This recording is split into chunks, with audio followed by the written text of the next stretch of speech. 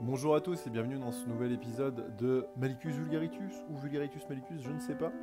Avant que ça commence, n'hésitez pas à vous abonner, à lâcher un pouce bleu, ça prend 10 secondes, c'est un clic et moi ça me soutient, ça me ferait très plaisir. N'hésitez pas aussi à checker en bas dans la description, je mettrai les liens du Twitch, de mon Twitch à moi, Malicus World, du lien aussi pour la TV sur laquelle je stream tous les matins de 9h à 10h30, 11h, des fois on dépasse un peu, c'est pas grave, c'est la Project 5.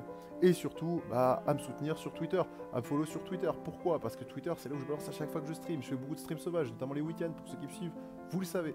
Donc voilà, on est parti sur la périodisation de l'histoire. Cette vidéo ne sera pas coupée, donc comme vous le voyez, je peux bugger d'un point de vue vocal, mais au moins, ça m'évite de faire du montage. Voilà, donc c'est aussi pour ça. La périodisation, qu'est-ce que c'est? Alors, si on commence, avant de commencer par la périodisation, on va commencer par l'histoire. L'histoire, qu'est-ce que c'est? Beaucoup d'entre vous connaissent l'histoire grâce notamment à cet homme, Stéphane Bern. Stéphane Bern fait du très bon travail, mais l'histoire en soi, ce n'est pas ça. C'est une discipline de base qui va étudier les hommes dans le temps ainsi que dans le changement. Les historiens vont travailler sur des sources, des traces, documents, monuments, etc. et vont les confronter pour venir expliquer objectivement les sociétés et les hommes. Enfin, il va falloir être sceptique. L'historien ne va pas forcément travailler sur le passé, mais surtout sur les sociétés. L'historien doit toujours être objectif. La périodisation, quant à elle, c'est une division de l'histoire en périodes, avec pour objectif de donner du sens à l'histoire. Une période est un espace de temps plus ou moins long. Vous avez ici les 4 grandes périodes que l'on connaît, que vous vous retrouvez sur une frise. Une frise, donc comme c'est marqué, c'est un ruban qui représente le temps, avec une chronologie. Vous avez l'Antiquité, le Moyen-Âge, les temps modernes et la période contemporaine. Comment est-ce que ces périodes se sont créées? C'est la deuxième question qu'on peut se poser.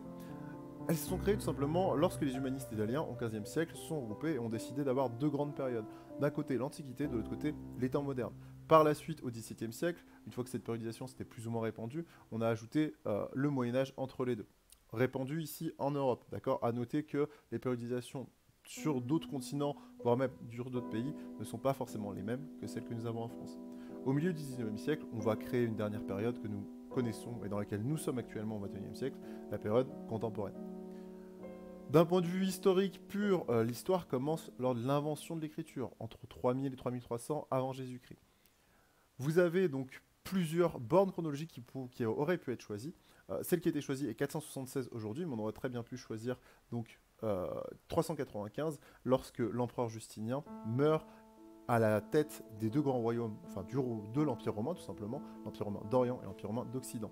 Romulus Augustus, lui, se fera déposer par Odoacre donc en 476, ce qui est la fin de notre période antique.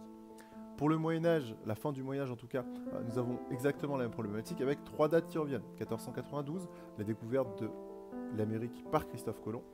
1453 avec la chute de Constantinople qui est prise par les Turcs. Et 1454 qui est tout simplement le moment où Gutenberg va mettre en place les caractères mobiles, qui est un élément très très important pour l'imprimerie, pour les inventions dans l'imprimerie.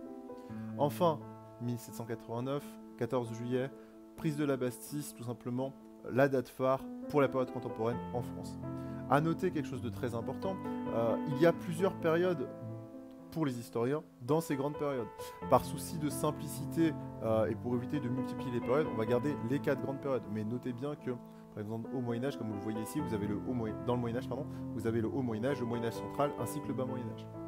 Voilà, c'est tout pour moi. J'espère que ça vous a plu. C'est un épisode court, mais je voulais faire quelque chose de très court, de très condensé, de très rapide. Vous avez tous mes réseaux ici, et puis je vous laisse avec la musique. N'hésitez pas à poser des questions dans les commentaires si quelque chose n'est pas compris, et je reviendrai dessus.